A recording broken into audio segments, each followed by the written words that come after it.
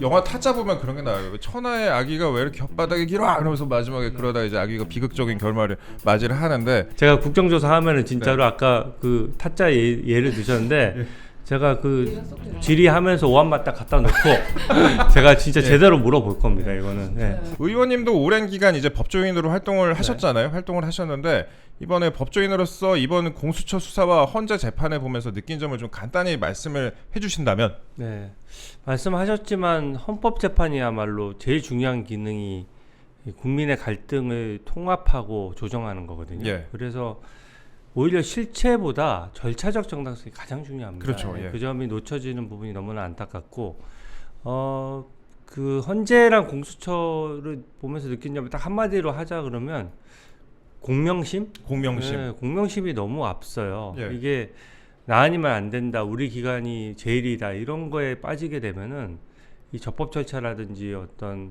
실체적 진실이라든지 이런 걸 놓칠 수가 있거든요. 예. 특히 헌재 같은 경우에는 지금 문영배 재판소장 대행 체제에서 아무래도 재판소장이 여러 가지 권한이 있는데 그 재판소장이 4월 18일 임기란 말이죠. 그렇죠. 원래 모든 공무원들이 임기 만료쯤 되면은 사실은 그 하던 업무를 정리하고 예. 좀 무리하지 않는 게 일반적인데 본인 4월 18일 나가기 전에 뭔가 결론을 내겠다는 생각이 너무 강하다 보니까 예. 박근혜 대통령 때 재판 17번 했던 것을 그렇죠. 훨씬 더 복잡한 사안을 지금 11번 만에 끝내려고 맞아요. 하는 게 예. 엄청 무리한 장면이 많이 생기는 것이고요. 공수처도 마찬가지입니다. 공수처가 내란죄 수사권이 없다고 딱 명시돼 있는데 예. 뭔가 이런 예민한 사건에서 뭔가 해석의 해석론을 더해가지고 복잡하게 만들어서 사람들이 이거는 논리적으로 아닌 것 같은데 싶은 것을 무리해서 수사권이 있다라고 우긴 거거든요. 예. 특히 직권남용죄도 대통령 수사할 수 없음이 명백하죠. 내란죄도 수사할 수 없음이 명백합니다. 그렇죠. 근데 직권남용죄에 관련 사건이기 때문에 내란죄도 수사할 수 있다. 이게 말 자체로 논리적으로 연결이 안 되잖아요. 그러니까 그런 것들이 공수처가 그동안 거의 뭐 제대로 된 수사가 솔직히 뭐 있습니까? 없죠, 아예. 예, 영장이 계속 기각되어 오고 사실 공수처의 존폐론이 나온 시점에 예. 이 카드를 꺼내든 거예요. 예. 그러니까 너무나 기관 이기주의적인 측면이 강하고 그래서 저는 꼼수나 편법이 판에 쳤다 이렇게 평가하고 있습니다. 꼼수나 편법이 판에 쳤다 이렇게 말씀하셨습니다. 네. 저희가 오늘 다뤄볼 내용이 공수처의 영장 쇼핑이잖아요. 영장 쇼핑인데 이게 법조인들 사이에서도 굉장히 법조인들이 이제 심각하게 보고 있는 것 같습니다. 공수처의 관할 법원이 원래 서울중앙지법이잖아요. 서울중앙지법, 중앙지법인데 이걸 뜬금없이 갑자기 서부지법에 영장 청구를 하면서 논란이 불거졌습니다. 그때 이제 뭐 특별한 이유가 있으면 관할 법원을 바꿀 수 있다 라면서 장소를 이유로 들었는데 그 장소라는 것도 사실 대통령 관저에서 중앙지법이나 서부지법이나 거리가 똑같잖아요. 예. 이건 어떻게 저희가 받아들여야 될까요? 왜 네. 공수처가 장소를 근거로 주장할 거면 처음에는 왜 중앙지법이 청구를 한 건지 그것도 많은 분들이 납득을 하지 못하고 있어요. 근데 뭐 이건 납득 못하는 장면이 너무 많은데 예. 좀 뭐 차근차근 설명을 드리면 그렇죠. 가장 이상한 장면은 예. 그 영장을 청구한 법원을 바꾸는 거예요. 네. 아. 제가 법조에서 검사랑 변호사로 25년 정도 근무를 했지 않습니까? 그렇죠. 예. 근데 한 번도 보지 못할 정도로 아. 굉장히 이례적인 겁니다. 그렇죠. 그래서 공수처가 거짓 해명을 하게 된 거예요. 그러니까 어떤 사건 관련자가 한 3명, 4명 있으면은 내가 중앙지방법원에 처음 영장을 청구했다라고 네. 하면 굳이 다른 법원으로 갈 이유가 없어요. 그렇죠. 이건 관련 사건인 경우에는 관할이 생기거든요. 예. 그러면 뭐 두 번째, 세 번째 사람을 수사할 때 주소가 좀 다르더라도 각각 주소에 따라서 언제는 부산에 갔다가 언제는 대전에 갔다 이렇게 할 수가 없잖아요. 예. 그러니까 처음에 청구했던 법원에 계속 청구하는 것이 아주 일반적이고 그게 그냥 예외가 없다시피 그렇죠. 하거든요. 예. 그러니까 처음에 서부지법에 체포영장을 청구했을 때 공수처가 4년간 출범 이후로 계속 중앙지방법원에 영장을 청구해 왔고 네. 거기가 전속 관할인데 그렇죠. 왜 서부지법에 했지 하는 의문이 다 든 겁니다. 국민들께서도. 그러면서 이제 묻게 된 거예요. 그러다가 너무 의문이 드니까 공수처가 둘러댔어요. 예. 아, 관저의 위치가 용산에 있기 때문에 서부지방법원에 한 네. 거다. 그러니까 이제 사람들이 또 의문을 갖게 된 거죠. 그럼 처음부터 서부지방법원에 계속 해왔던 거예요. 그러니까 예. 이 부분을 감추려고 한 겁니다. 왜냐하면 중앙에 계속 청구하다가 어느 시점에 서부지방법원으로 영장 청구 법원을 바꿨다라고 하면 예. 누가 보더라도 영장 쇼핑이고 뭔가 문제가 있어서 도망가듯이 도망가서 서부지방법원에 뭔가 뒤에 숨은 뒷거래가 있는 거 아니야? 이런 의심을 살 수가 있잖아요. 상식적으로 그렇죠. 네. 네. 아니, 국민적인 의혹을 불러일으킬 수 있으니까 계속해서 이것을 대통령에 대한 체포영장은 서부지방법원에 청구한 게 처음이야. 뭐 이런 식으로 해명을 해요. 예. 말장난이죠. 대통령에 대한 체포영장에 한정해서 네. 서부지방법원에 계속 청구를 해왔고 거기도 관할이 있어. 이렇게만 해명을 해왔던 건데 제가 사실 아무래도 이상해가지고 그 공수처가 서부지방법원이 이번이 최초입니다. 네. 4년간 처음 한 거예요. 그렇죠. 그러니까 너무 이상해서 제가 이제 계속 물어본 거예요. 압수영장은 통신영장은 네. 그것도 서부지방법원에 청구했던 거 맞아? 라고 했는데 그 당시에 제가 국회에서 질의를 할 때는 굉장히 이 문제가 핫하게 떠올라가지고 예. 지금도 핫하지만 굉장히 수사권 존부에 대해서 다툼이 있던 때거든요. 네. 예. 근데 되게 뻔뻔하게 수사권이 중앙지방법원에 어떤 영장도 청구한 적 없어라고 해서 저희 한번 띄워드릴게요. 네. 저 내용을 맞아요. 봤었는데 어떻게 네. 왔냐면은 네. 윤석열 대통령 사건 관련해 체포영장 이외에 압수수색영장, 통신영장 등을 중앙지법에 청구한 적이 있냐? 그랬더니 아니 공수처는 중앙지법에 윤석열 대통령 영장을 청구한 사실이 없습니다. 이런 식으로 답변이 왔다는 거 아니에요? 네. 예. 저게 지금 명백한 거짓말인 게 예. 밝혀졌잖아요. 저는 공수처가 아무리 그 지금 설립한 지 4년밖에 안 되지만 네. 솔직히 공적인 기관이 저렇게 대놓고 거짓말로 해명하는 경우는 저는 본 적이 없어서 사실 저거를 받고 제가 처음에는 헛다리 짚었나 보다 이렇게 생각을 했어요. 아하. 그래서 지금 압수영장이나 통신영장이 없었나 보다 하고 예. 저렇게 문서로 받을 정도 되면은 예. 저희 보좌진들이 공수처랑 여러 차례 통화했습니다. 예. 구두로도 물어본 거예요. 아하. 정말로 없어? 예. 그럼 없다 그러면은 공문서로 확실하게 보내줘. 그럼 라고 해서 허위 공문서 작성 아니에요? 그럼? 허위 공문서 작성자 명백하죠. 아하. 네, 명백한 사안이고 그래서 그게 없다라고 하고 이제 그러고 나서 이제 계속 소문이 퍼진 거예요. 예. 뭔가 중앙지방법원의 영장이 기각되니까 서부지방법원에 청구한 것 같다. 네. 예. 그러니까 저도 법조 생활 오래 했으니까 법조계 소문을 잘 알잖아요. 네. 예. 그러니까 한 번 더 물어본 겁니다. 아하. 그러니까 이 공수처 입장에서는 제가 뭔가 또 다른 증거를 잡고 있나 싶어서 속으로 쫄은 것 같아요. 아. 그래서 두 번째가 그 답변이 바뀌었어요. 아. 똑같은 질문에 대해서. 예. 예. 그래서 그 답변은 뭐냐면 처음에는 아예 없었다라고 했다가 예. 체포영장은 청구한 적이 없고 음. 압수통신영장은 답변할 수 없다. 이렇게. 답변할 수 없다. 네. 그럼 거의 뭐 반자백이죠. 반자비죠. 이게 현재 진행 중인 사건에 관련된 것으로 관련법 등에 의해 현대로서는 답변드리기 어려움을 양해해 주시기 바랍니다. 아니 전에는 그러면 없다라고 했으면서 지금은 왜 답변드리기 어렵다는 거예요? 그것도 그렇고 예. 뭐 체포영장에 대해서는 답변했으면서 압수통신영장에 답변 못할 이유가 뭐가 있어요? 예. 그리고 그게 그 당시엔 또 대통령 수사가 거의 다 막바지로 끝나서 그렇죠.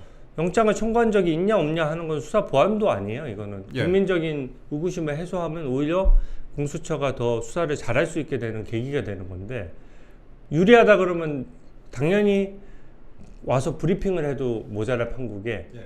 저건 답변할 수 없다라고 하는 순간 이건 지금 그 완전히 반자백이라고 보는 거죠. 저희가 다시 한번 말씀드리면은 이게 그 관련 내용에 대해서 이제 답변드리기 어려움을 양해해 주시기 바랍니다 하고 압수수색 영장 그다음에 통신 영장에 대해서 저희가 사진 보여드리겠지만 그렇게 답변이 왔는데 이 답변이 1월 21일 저녁에 답변을 받으신 거예요. 이게 네, 그러니까 의원님이 기자회견 한 이후에 답변이 온 거잖아요. 네네. 기자회견 한 이후에 이거 안 되겠다 싶으니까 이런 식으로 지금 답변드리기 어렵다. 그건 조금 그건 날짜가 아니에요. 헷갈리시는데 1월이라서 1월. 죄송합니다. 예. 이건 네. 정정하겠습니다. 예. 네, 그런데 이거는 그 전에 왔던 것이고 예. 저는 이 답변을 받고 이제 이거를 이제 문제를 삼아야 되겠다라고 생각하던 차에 예. 또 추가 제보를 받은 겁니다. 추가 제보. 예. 예, 그 추가 제보를 받고 그 사실은 이제 엊그저께 그 국조특위에서 예. 국정조사 특위에서 그 제보 받은 거를 아유, 공개를 하게 된 예. 것이죠. 네. 예. 네, 근데 공수처는 의원님이 기자회견을 하니까 여러 피의자 중에 한 명으로 하나로 기재를 한 거다. 영장 대상도 대통령이나 뭐 대통령 관저 이게 포함되지 않아서 실질적으로 대통령에 대한 영장이라고 판단하지 않는다 이렇게 반박을 했는데요. 말이 계속 바뀌고 있어요. 네, 말도 바뀌지만 네. 우리나라 말로 그런 얘기를 하죠. 혀가 길다라고 하죠. 네? 왜 이렇게 혓바닥이 길어? 네, 네. 그런 거예요. 네. 네. 엄청 지금 말씀하시는 것 자체도 문장이 길잖아요. 네. 이 얘기는 무슨 얘기냐면은 되게 말장난 같은 건데 이것도 완전히 거짓 해명에 가까운 얘기입니다. 네. 이 얘기는 뭐냐면 이제 제가 제보 받고 이제 추궁을 해 나가니까 그 윤석열 대통령 변호인단에서도 기록을 한번 이제 그 열람. 대통령이 기소가 되면서 기록을 다 가지고 있거든요. 예. 이게 7만 쪽이나 되다 보니까 이제 그걸 잘 그 세세하게 못 보다가 영장만 다 찾아본 거예요. 네. 영장만 다 찾아보니까 윤석열 대통령을 피의자로 하는 압수수색 영장이 12월 6일자로 12월 6일. 떡하니 중앙지방법원에 청구됐다 기각된 게 있는 겁니다. 아하. 그래서 그 변호인단에서 기자회견을 한 거거든요. 예. 네. 근데 보면은 거기 피의자가 그러니까 윤석열 대통령, 그다음에 김용현 국방장관 예. 등 한 서너 명으로 되어 있고 네. 압수수색 장소가 당연히 뭐 대통령실이나 국방부 이런 것들이 포함되어 있는 거예요. 예, 예. 그러니까 이 얘기는 뭐냐면은 피의자의 윤석열이 들어가 있긴 하지만 예. 그 압수수색 장소에는 관저나 대통령 직무실이 포함되어 있지 않기 때문에 아. 대통령에 대한 영장으로 볼 수 없는 거다. 이렇게 지금 변명하는 거거든요. 아니, 근데 관저가 포함이 안 돼 있다고 이거는 좀 납득하기 어려운 게 뭐 예를 들어서 조국 전 대표나 이재명 대표 같은 경우는 수십 군데 수백 군데 압수수색 당했잖아요. 뭐 식당 같은 것도 다 당했는데 그럼 이거는 나에 대한 압수수색이 아니라 이렇게 주장을 했었는데. 네. 딱 그 점이 예. 포인트예요. 그 경기도 법인카드 불법 사용 때문에 이재명 대표에 대해서 압수수색했거든요. 네. 129군데 했다라고 민주당이 난리를 쳤어요. 예. 근데 정작 이재명의 주거지나 사무실은 빠져 있었습니다. 네. 대신에 하도 여기저기서 초밥 소고기를 사 먹다 보니까 그렇죠. 그 식당들이 많았던 거예요. 네. 그래서 120군데에 압수수색 영장을 보내서 매출 전표를 받아온 예. 겁니다. 그러면 그것에 대한 영장은 이재명에 대한 영장입니까? 아니면 식당 주인에 대한 영장입니까? 당연히 이재명에 대한 영장이에요. 그것은 이재명 대표의 혐의를 입증하기 위한 영장이거든요. 네. 이것도 마찬가지입니다. 피의자의 윤석열 대통령을 넣어놓고 거기 범죄 사실을 써놓고 장소를 20군데 30군데 많이 했겠죠. 예, 예. 그 장소에 대해서 압수수색 영장을 하면 그 모든 장소에 가서 그 윤석열 대통령에 대한 혐의와 관련된 증거를 뭐든 가져올 수 있는 거예요. 예, 예. 그게 대통령에 대한 영장이지 어떻게 그게 제3의 영장입니까? 이게 말장난하는 것이고요. 말장난하고 있다. 이 압수수색 영장의 기준은 당연히 피의자를 기준으로 하는 것이고 대통령에 대한 영장을 압수수색 영장을 청구했다가 중앙지방법원에서 기각된 것이 이제 명확해진 거죠. 아하. 그러니까 저게 아까 허위공문서 작성죄가 걸릴 것 같으니까 예. 지금 벌써부터 이제 발뺌하면서 지금 어떻게 보면 복잡한 얘기로 국민을 속이려고 하는 거거든요. 근데 되게 어림없는 얘기예요. 네. 사실 근데 압수수색 영장이나 통신영장 그 의원님도 검사 생활 오래 하셨지만 이거는 청구했을 때 어느 정도 일리가 있다고 판단이 되면 거의 자동 발부가 되잖아요. 네. 그 발부가 되는데 발부율이 99%죠. 체포영장이나 구속영장에 비해서 발부가 훨씬 또 간명하기도 한데 낮은 단계일 건데 이게 중앙지법에서 압수수색 영장, 통신영장이 꺾였으면은 만약에 중앙지법에서 계속했으면은 대통령에 대한 이 체포영장이나 구속영장도 당연히 발부가 안 됐을 것이라는 그런 관측이 나오는데 네. 예 어떻게 생각하세요? 너무 정확한 지적이시고요. 그 압수영장하고 그 체포영장 이 부분들은 계속 그 중앙지방법원에 청구를 해왔어요. 예. 심지어는 김용현 국방장관에 대한 체포영장도 한번 12월 중에 한 번 더 청구를 했다가 또 기각을 당했습니다. 예, 예. 근데 여기서 포인트가 뭐냐면 이때까지 마치 공수처는 이 서부지방법원에 영장 쇼핑 갔다는 걸 감추기 위해서 대통령의 관저가 용산에 위치하기 때문에 체포영장을 서부지방법원에 청구할 수밖에 없었다. 예, 우리 예. 어쩔 수 없었어 이런 얘기거든요. 근데 김용현 국방장관은 어떻습니까? 거기도 용산이에요. 국방장관의 그 그러네요. 관저 위치가 용산입니다. 맞네요. 예. 그러면은 왜 김용현 국방장관에 대한 영장은 왜 그럼 중앙지방법원에 청구를 했으며 예. 그 앞에 얘기했던 피의자 윤석열 대통령으로 해서 만든 영장도 장소를 보면요 다 국방부 그 계룡시에 있는 예. 육군본부 예, 예. 또 그리고 그 용산에 있는 대통령실 이런 곳들이거든요. 예. 그러면 여기도 다 중앙지방법원 관할이 아니에요. 그렇죠. 예. 그러면은 그 지금 공수처 논리대로라고 하면 서부지방법원에 다 청구를 했어야 맞는 건데 네. 그때는 다 전속관할이라는 이유로 중앙지방법원에 꽤 청구해 오다가 어느 시점에 서부지방법원이 딱 바뀐 거거든요. 저는 대통령에 대한 체포영장 시점에 딱 바뀐 게 아닌가 싶어요. 그래서 저는 뭔가 조언해 준 사람이 있을 것 같은데. 그러니까 누군가 예. 제가 어제 표현했었는데 못된 깨를 쓴 사람이 있는 거죠. 아무도 당연히 중앙지방법원에 기계적으로 계속 청구를 해왔던 건데 야, 우리 한번 법원을 바꿔서 해볼까? 그리고 그 법원 어떻게 바꿔? 용산은 관저가 용산에 있잖아. 그럼 서부 관할도 되는 거 아니야? 이런 식의 잔머리를 굴린 사람이 있는 거예요. 그러면 저는 영장들을 쭉 20건, 30건 청구해 오던 때 어느 시점에 서부지방법원에 처음 청구했느냐? 이거를 지금 공수처에 묻고 있는 거고요. 제가 화요일 내일 바로 국정조사가 있습니다. 그리고 공수처장이 증인으로 신청돼 있어서 제가 지금 말하는 것들을 전부 질문으로 쫙 쪼개서 지금 이미 공식 질의를 다시 해놨습니다.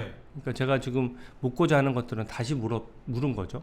그러니까 공수처에 제가 얘기를 하는데 공수처장이 떳떳하다면 제 질문이 어려운 게 아니잖아요. 그렇죠. 중앙지방법원에 언제 몇 월 며칠까지는 청구해 오다가 왜 누가 무슨 보고를 했길래 서부지방법원으로 그 대통령 영장은 바꾼 거야? 이걸 묻고 있는 거예요. 이것도 아마 현재 진행 중인 사안이라 말씀드리기 어렵습니다. 이런 식으로 나오지 않을까 싶긴 한데. 그러면은 뭐 거의 자백이죠. 네, 자백. 그 제가 의원님 페이스북을 보니까 영장 기각 관련해서 이제 이렇게 세 가지 공개 질의를 하셨어요. 그래갖고 페이스북에 공수처에 대해서 이제 세 가지 공개 질의를 하셨는데 이거 하나씩 좀 따져보겠습니다. 1번 사건 대상자 영장 종류를 불문하고 중앙지법에서 수사권 전부에 법리적 다툼이 있다. 수사권에 의문이 있다라는 취지로 영장이 기각된 적이 있느냐? 그러니까 중앙지법에서 그 영장을 기각할 때 수사권 존부에 법리적 다툼이 있다, 수사권에 의문이 있다라는 취지로 영장이 기각된 적이 있냐? 이걸 첫 번째로 일단 물으셨어요. 이건 좀 설명이 필요한데요. 예.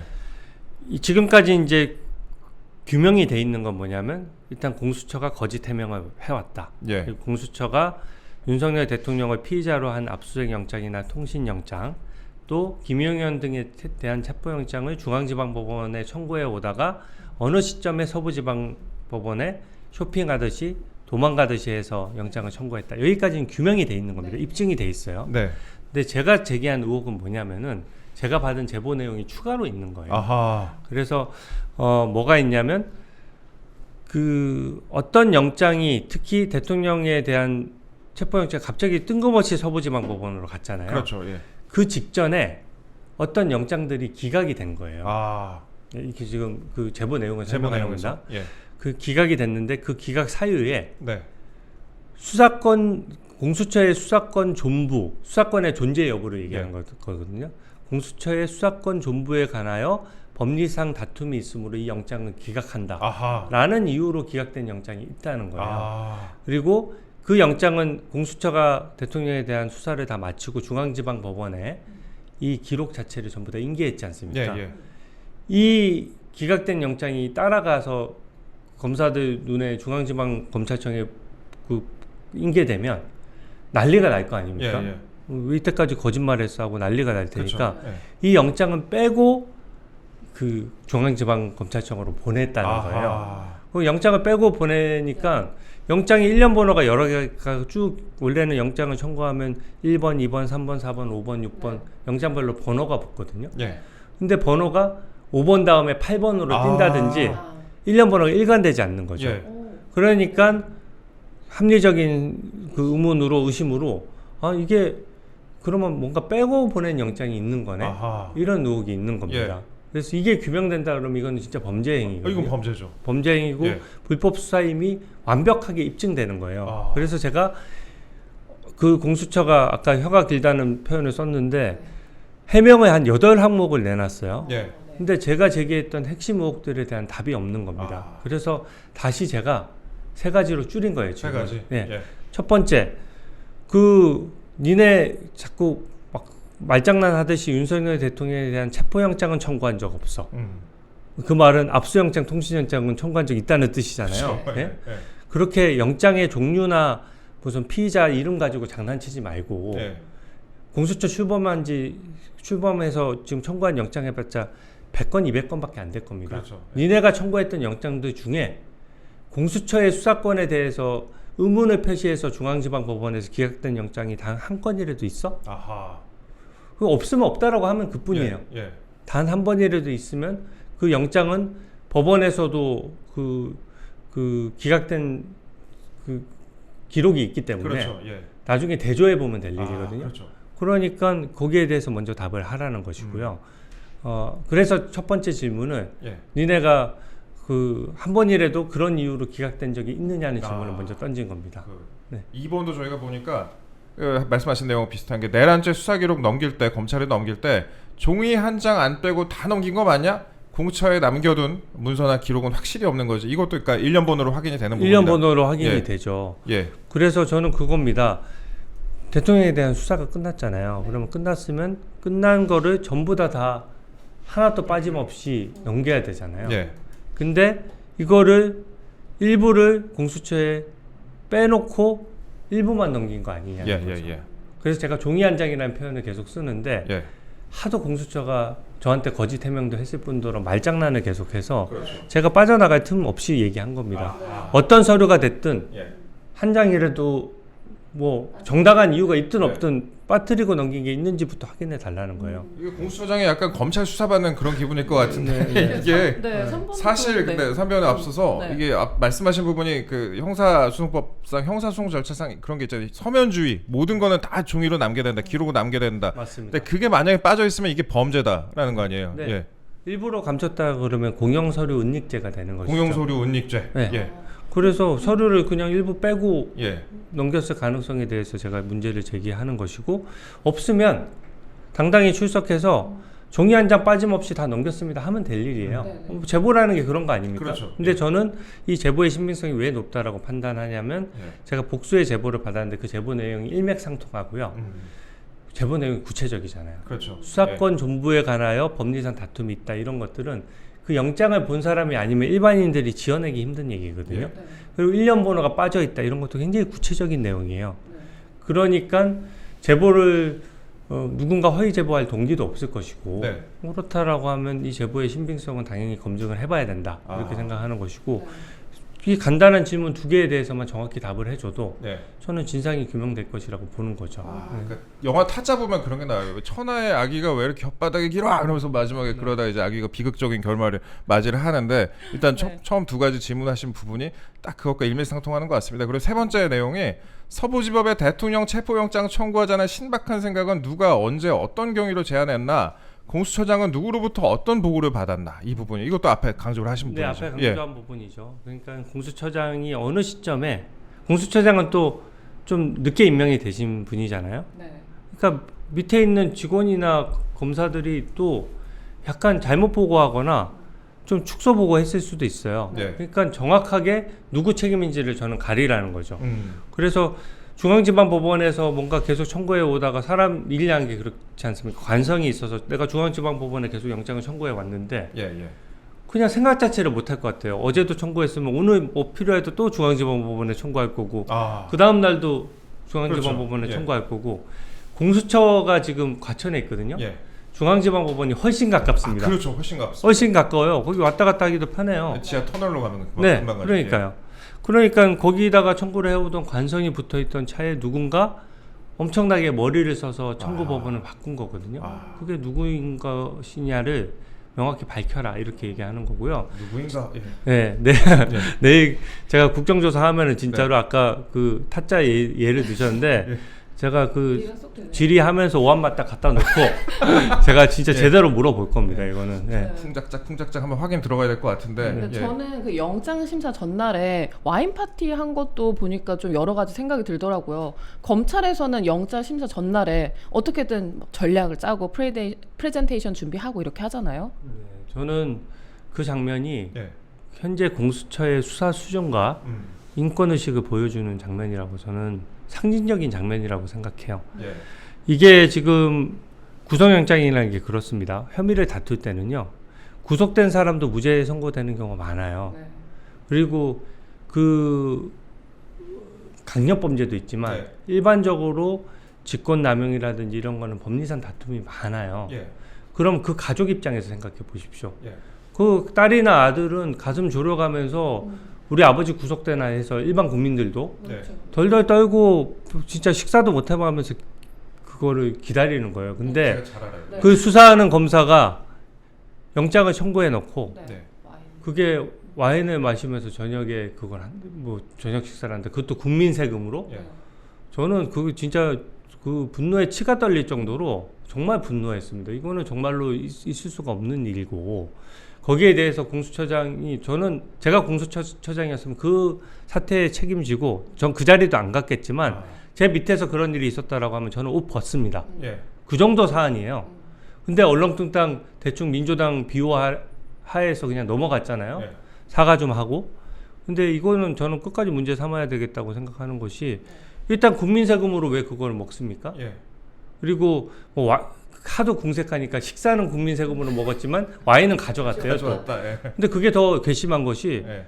그냥 우리가 식사하다가 막 그냥 우발적으로 우리 소주 한 병에서 한 잔씩만 먹자 이렇게 된 것도 아니고 와인을 준비해서 가져간 그러니까 거잖아요. 예. 그러니까 말 그대로 와인 파티라는 말이 어울리는 장면이죠. 예. 근데 어떻게 일반 국민을 대상으로 한다라고 쳤을 때 예. 일반 국민이라고 하더라도 그 가족들 생각이나 그 본인 생각은 안 합니까? 구속영장 청구해놓고 파티하듯이 그렇게 해요?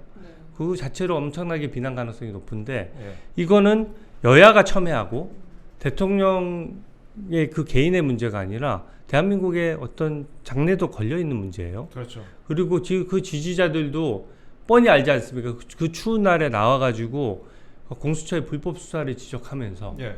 그렇게 해왔던 거예요. 근데 공수처는 저한테 거짓 공문까지 허위 공문서 작성까지 해가면서 마치 서부지법에 청구한 것이 정당한 것처럼 거짓말 해놓고 예. 지들끼리 가가지고는 와인으로 술 파티 한다?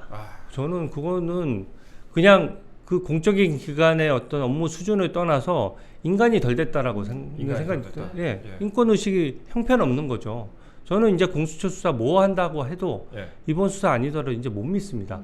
그러니까 하나 덧붙이면 이상민 장관에 대해서도 공명심 때문에 마치 뭐 행안부 장관이고 하니까 뭔가 수사할 것처럼 한 달이나 들고 있었잖아요. 예. 근데 한 달 들고 있다가 보니까 수사권이 없는 거예요. 아하. 그러니까 경찰에 슬그머니 내려보냈어요. 예. 그럼 한 달 동안 수사가 진행 안 되고 당사자 입장에서 한 달 동안 불안정한 지위에 있으면서 아무런 진행도 안 된 거지 않습니까? 이 정도 법리검토 실력으로 어떻게 현직 대통령 수사를 하겠다고 합니까? 수사권도 없는데. 그러니까요. 예. 그러니까 이 수사권의 수준이나 법리검토 수준이 매우 낮기 때문에 저는 저 답변이나 이런 것들도 솔직히 잘 신뢰를 못 하겠어요. 그 해명도 보면은 영장이 그 종이 한 장 빠짐없이 보냈다 이렇게 돼 있는 게 아니라 영장 청구와 관련된 자료는 다 보냈다는 식으로 썼어요. 영장 청구와 관련된 자료가 뭐죠? 이게 한국말 맞습니까? 그러니까 예.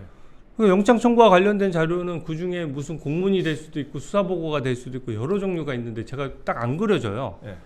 왜 이렇게 복잡하게 단어를 쓰냐 이거죠. 영장을 다 보냈으면 저희가 이때까지 이 수사로 받았던 모든 영장 한 건도 빠짐없이 보냈습니다. 예. 이렇게 얘기하면 끝나잖아요. 예. 근데 영장 청구와 관련된 자료는 다 기록에 포함되어 있습니다. 이게 뭔 말이죠? 그러니까 그런 것 같아. 약간 너 롯데리아 맥도날드 갔어 이렇게 물어봤는데 나 감자튀김은 안 먹었는데 햄버거 관련된 거는 먹었어. 약간 이런 식으로 해명. 이게 무슨 약간 그 진짜 혓바닥이 천하의 아기가 왜 이렇게 혓바닥이 길어? 햄버거 먹었는지 물어보고 있는데 햄버거와 관련된 거는 안 먹었다 그러면은 양념 감자는 안 먹었다. 뭐 이런 식으로 이런 거는 똑같잖아요. 그러니까 전 그리고 인권 의식 말씀하셨는데 진짜 공수처의 인권 의식에 대해서 지적하지 않을 수가 없는 게.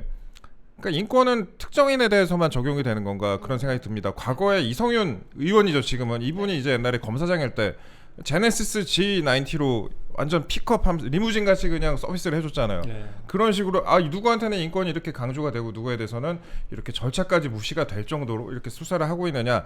국민들이 그래서 그 수사에 대한 그런 절차적인 정당성을 그래서 특히 이제 문제를 삼고 있는 것 같습니다. 그리고 과거에도 또 공수처는 이번만 그런 게 아니라 영장 판사 쇼핑을 해갖고 또 논란이 일기도 했어요. 제가 의원님 그 관련된 자료를 보니까 의원님 발표하신 자료를 보니까 작년에도 김진욱 당시 공수처장 이분이 여운국 차장에게 이 특정 판사를 피하자 이런 내용의 텔레그램을 보내가지고 이게 또 논란이 되게 했었잖아요. 네, 예. 그게 또 어리버리하게 또 예. 기자분들한테 찍혔죠. 찍혔죠. 네, 그 업무 수준도 보여주는 장면이에요. 예. 그러니까 그거를 그냥 국회 나와서 출석했으면은 국회 출석 과정에서 성실하게 국민의 질문에 답을 해야 되는데 네. 자기들끼리 어떻게 보면 영장 쇼핑 작당 모의를 하다가 걸린 거거든요. 예. 근데 김진욱 공수처장이 여운국 당시 차장한테 보냈던 문자는 한마디로 요약하면 그 유창훈 부장판사, 중앙지방법원 부장판사가 네. 굉장히 영장을 까다롭게 심사하니까 네. 거기는 피해서 영장을 청구하자 이런 아하. 거예요. 그러니까 판사를 골라서 영장을 청구한다는 면에서 그 어떤 영장 쇼핑 논란이 나오는 거고요. 네. 제가 왜 지금은 공수처장이 바뀌었지 않습니까? 예. 왜 과거 공수처장 얘기까지를 꺼낸 거냐면 결국 그 공수처 조직에 있는 검사나 수사관들은 상당수가 그때 그 사람들이에요. 그렇죠. 예. 그 점을 얘기하는 겁니다. 예. 누가 도대체 이런 수준 낮은 아, 대한민국 검사라는 공수처 검사도 검사 아닙니까? 그렇죠. 대한민국 검사라는 어떤 그래도 타이틀을 국민들께서 허용해 주시는 거는 이분들이 그래도 모자란 점이 있어도 예. 공익을 우선시할 거고 명예감을 가지고 제대로 업무를 하라는 거거든요. 네. 근데 명색이 공수처 검사라고 해서 검사 타이틀을 붙여줬는데 왜 이렇게 모양 빠지고 또 범치주의에도 맞지 않게 네. 영장 쇼핑하는 이 행태가 공수처에 만연해 있는 거 아니냐는 거죠. 들킨 게 이번 두 번이지 네. 매번 영장 청구할 때마다 지금 내 고등학교 때 친구 어디 있어? 뭐 이런 식으로 찾아가면서 한다 그러면 그게 아하. 무슨 공공기관입니까? 예. 그렇잖아요. 그 정도 되면은 사설 탐정으로 봐야지 어떻게 그거를 예. 대한민국 공공기관으로 볼 수가 있겠어요. 그러니까 그 점에서 이번이 첫 번째가 아니라는 점을 제가 지적을 하는 겁니다. 야, 그러니까 재판이 사적으로 이루어지고 있다. 예, 그런 말씀을 좀 수사가 사적으로 이루어지고 있다. 그런 말씀 지적을 하셨습니다. 네. 의원님이 또 최근에 윤 대통령 1심 형사 재판에 대해서 6개월 내에서 1심 판결이 불가능하다, 석방은 불가피하다 이렇게 주장을 하셨어요. 네. 제가 처음부터 이런 주장을 했던 건 아닙니다. 네. 왜냐하면 박근혜 전 대통령과 이명박 전 대통령에 있어서 1심을 구속된 상태에서 6개월 만에 재판을 끝낸 전례가 있어요. 예. 근데 그때도 일주일에 4번이나 재판을 하다 보니까 인권 침해 논란이라든지 법치주의 문제라든지 그런 것들이 굉장히 문제가 제기가 많이 됐어요. 근데 그 당시에는 박근혜 전 대통령이 탄핵된 직후다 보니까 어떻게 보면 좀 여론몰이를 당한 측면이 있는 겁니다. 예. 그래서 그 당시에도 굉장히 문제가 많았는데 박근혜 전 대통령 때랑 지금의 차이는 뭐냐? 박근혜 전 대통령 때는 그냥 그 탄핵 재판은 탄핵 재판대로 하고 다른 재판은 아무것도 안 했어요. 탄핵 재판이 끝나고 나서 탄핵 인용 결정이 난 이후에야 그 박근혜 대통령에 대한 수사에 착수해서 시간적인 간극을 두고 형사 재판을 받게 된 겁니다. 그러니까 재판이 중첩된 적이 없어요. 네. 근데 이번에는 원래 원칙대로라고 하면 대통령에 대한 형사 사건이 진행 중이면 예. 손준성 검사 탄핵 때 보셨다시피 네.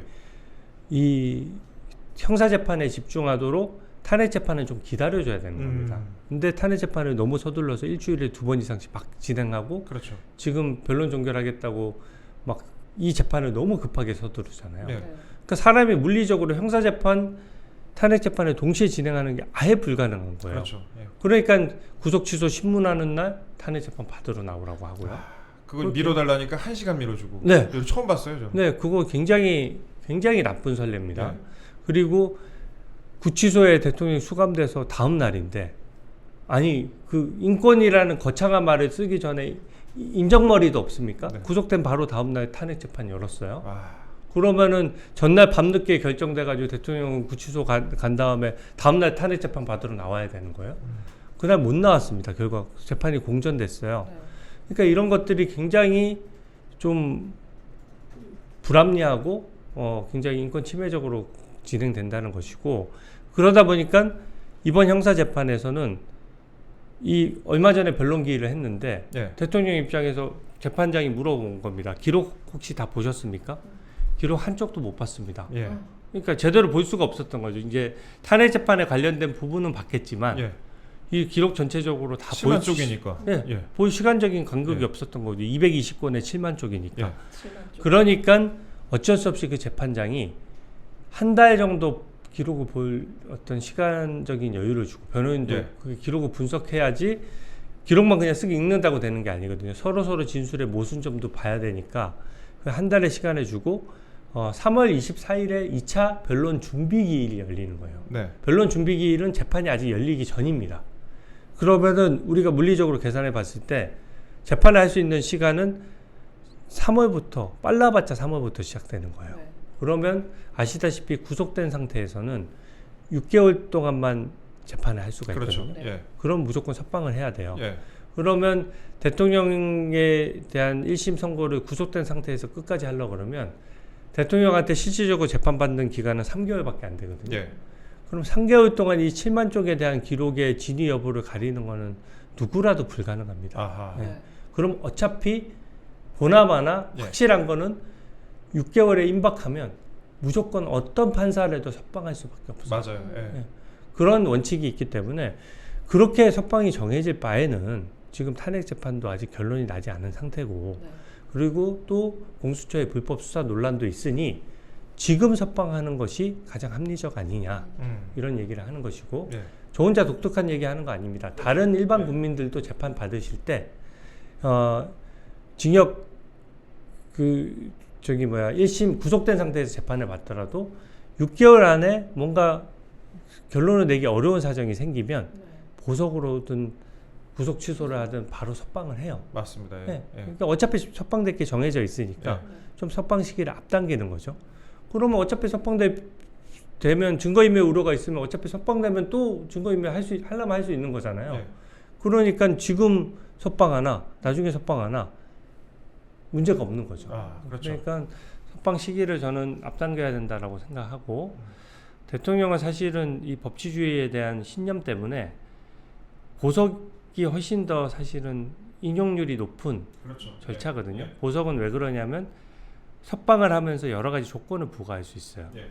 집을 벗어나지 마라부터 시작해서 관련자를 접촉하지 마라 이런 조건을 부과할 수 있고 또 그렇기 때문에 요건도 조금 더 넓게 되어 있고 예. 근데 보석을 지금 청구하지 않고 공수처의 불법 수사를 지적하기 위해서 구속 취소를 그렇죠. 청구한 예. 거거든요. 그러니까 그게 법치주의 원칙을 세우겠다는 신념에서 비롯된 거예요. 그러니까 구속 취소는 요건이 좀 엄격합니다. 예. 근데 대신에 구속 취소가 저는 취소가 돼야 된다라고 생각하고 만에 하나 구속 취소가 기각되더라도 이게 보석을 청구 못하는 게 아니거든요. 예. 즉시 보석을 청구해서 이거는 빨리 결론을 받아야 된다라고 생각하고요. 구속의 실익이 없는 상황이죠. 예. 예, 네. 그래서 저는 이 부분에 대해서는 좀 조속히 법원에서 결론을 내려주셨으면 좋겠습니다. 예, 저희 주진우 의원님과 지금까지 공수처의 그 위법 수사 의혹, 그다음에 그 영장 쇼핑 의혹 등에 대해서 자세한 이야기 나눠봤는데요. 저희 끝으로 저희 국민 여러분께 그리고 시청자 여러분께 이번에 윤 대통령 수사와 또 헌재 재판을 두고 하시고 싶은 말씀 마지막으로 한 말씀 부탁드리겠습니다. 네.